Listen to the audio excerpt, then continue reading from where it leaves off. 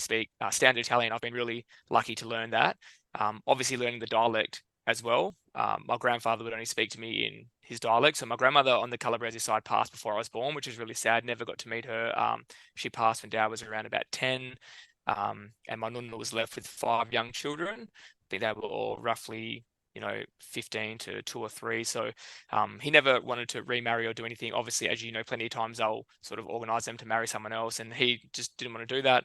So he just raised the children by himself, super hard worker, but I suppose, yeah, never learned any English, just working in the fields, doing all this really hard backbreaking work.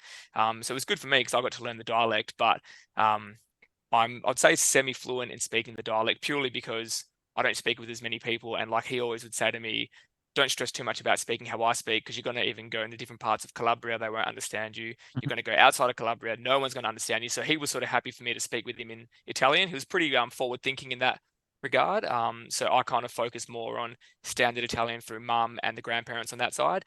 And mum and dad also had an Italian restaurant, a very well known Italian restaurant in our area where I worked for a long time. They had it for 30 odd years. And we had a lot of Italian staff, a lot of Italian customers. My grandmother worked in the kitchen, so I was speaking Italian every day with the co-workers, and yeah, I was lucky to learn it. Uh,